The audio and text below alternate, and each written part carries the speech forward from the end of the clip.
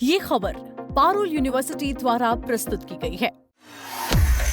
क्या मध्य पूर्व में एक बहुत बड़ा युद्ध शुरू होने वाला है? क्या दुनिया एक और विनाशकारी लड़ाई की तरफ बढ़ रही है? आज जो खबरें आ रही हैं वो सच में डराने वाली हैं। अमेरिका ने ईरान के एक दो नहीं बल्कि पूरे 80 ठिकानों पर ताबड़तोड़ हमले कर दिए हैं। आसमान से बम बरस रहे हैं और समंदर में बारूद तैर रहा है। लेकिन कहानी सिर्फ इतनी ही नहीं है। इस भड़कती आग के बीच डोनाल्ड ट्रंप ने एक ऐसा दावा कर दिया है जिसने पूरी दुनिया के होश उड़ा दिए हैं। ट्रंप ने साफ साफ कहा कि ईरान मेरी हत्या की साजिश रच रहा है। मैं उनकी हिट लिस्ट में सबसे ऊपर। आखिर अचानक ऐसा क्या हुआ कि अमेरिका ने ईरान पर इतना बड़ा हमला कर दिया और ईरान ने इसके जवाब में क्या किया? अगले कुछ मिनटों में हम इस पूरे मामले की एक एक परत बहुत ही बारीकी से खोलेंगे।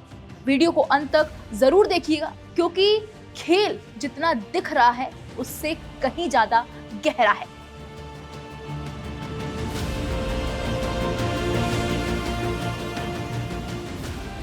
चलिए शुरुआत करते हैं सबसे ताजा और सबसे बड़ी खबर से। अमेरिकी सेंट्रल कमांड, जिसे सेंटकॉम कहा जाता है, उसने कंफर्म किया है कि अमेरिकी सेना ने ईरान के खिलाफ एक बहुत बड़ा एक्शन लिया है। अमेरिका ने ईरान के एयर डिफेंस सिस्टम, उनके बड़े बड़े रडार और सबसे खास बात ईरान की इस्लामिक रिवॉल्यूशनरी गार्ड कॉर्प्स यानी IRGC की 80 से ज्यादा छोटी लड़ाकू नावों को निशाना बनाया और उन्हें तबाह कर दिया है। अब आप सोच रहे होंगे कि अमेरिका अचानक ईरान के घर में घुसकर उसकी नावों और रडार को क्यों मार रहा है? इसकी वजह है हॉर्मुज जलडमरूमध्य यानी कि स्ट्रेट ऑफ हॉर्मुज। ये समंदर का वो रास्ता है जहां से दुनिया का 1/3 तेल सप्लाई होता है। ईरान पिछले कुछ समय से इस रास्ते से गुजरने वाले आम जहाजों यानी सिविलियन शिप्स पर लगातार हमले कर रहा था, उन्हें परेशान कर रहा था। अमेरिका का कहना है कि इंटरनेशनल ट्रेड और आम जहाजों की सुरक्षा के लिए ईरान को सबक सिखाना बेहद जरूरी हो गया था। इस हमले का असर क्या हुआ?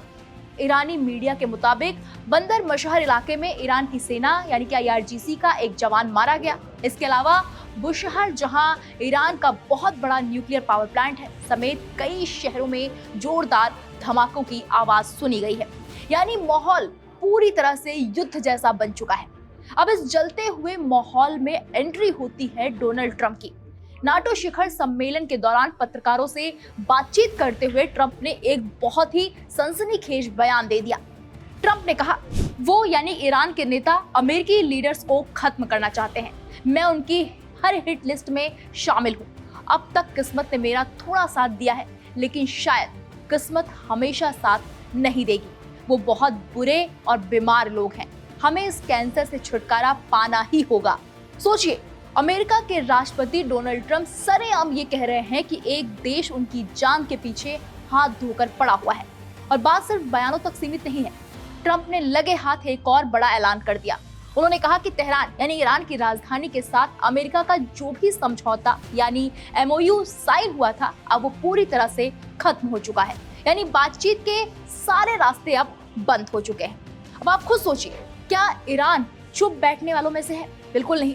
जैसे ही अमेरिका ने ईरान के 80 ठिकानों को उड़ाया, ईरान ने पलटवार किया। ईरान ने सीधे अमेरिका के उन अड्डों को निशाना बनाया जो मध्य पूर्व में उसके पड़ोस में मौजूद हैं। ईरान ने बहरीन और कुवैत में बने अमेरिकी मिलिट्री बेस पर ताबड़तोड़ ड्रोन और बैलिस्टिक मिसाइलों से हमला करना शुरू कर दिया। इसे थोड़ा आसान शब्दों में समझते हैं कि ये कितने संवेदनशील इलाके हैं। बहरीन में अमेरिकी नेवी की 5th फ्लीट रहती है जो पूरे मिडिल ईस्ट के समंदर को कंट्रोल करती है, और कुवैत में अमेरिका के हजारों जमीनी सैनिक तैनात हैं। यानी ईरान ने सीधे अमेरिका की दुखती रग पर हाथ रख दिया है। हालांकि कुवैत की सेना और वहां मौजूद डिफेंस सिस्टम ने गजब का काम किया। कुवैती अधिकारियों ने बताया कि उन्होंने ईरान की तरफ से आ रही 2 बैलिस्टिक मिसाइलों और 13 घातक ड्रोनों को हवा में ही मार गिराया, जिससे एक बहुत बड़ा नुकसान होने से बच गया। लेकिन इस काउंटर अटैक ने यह साफ कर दिया है कि ईरान अब आर पार की लड़ाई के मूड में है। अब आप कहेंगे कि अमेरिका और ईरान लड़ रहे हैं तो लड़े, हमारा इससे क्या लेना देना, हम तो भारत में आराम से बैठे हुए हैं। यहीं पर आप गलती कर रहे हैं। क्योंकि इस लड़ाई का सीधा असर आपकी और हमारी जेब पर पड़ने वाला है। कैसे? याद रखिए, मैंने वीडियो की शुरुआत में हॉर्मुज जल डमरू मध्य यानी स्टेट ऑफ हॉर्मुज का जिक्र किया था, जहां अमेरिका ने ईरान की नावें तबाह की हैं।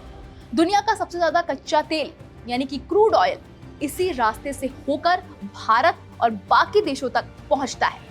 अगर ये युद्ध आगे बढ़ा और ईरान ने इस रास्ते को पूरी तरह ब्लॉक कर दिया तो दुनिया भर में तेल की किल्लत हो जाएगी। कच्चे तेल के दाम आसमान छूने लगेंगे और जब तेल महंगा होगा तो भारत में पेट्रोल डीजल के दाम अपने आप बढ़ जाएंगे। पेट्रोल डीजल अगर महंगा हुआ तो सब्जी, राशन, ट्रांसपोर्टेशन सब कुछ महंगा हो जाएगा। यानी मध्य पूर्व की ये चिंगारी दुनिया भर में महंगाई का बम फोड़ सकती है।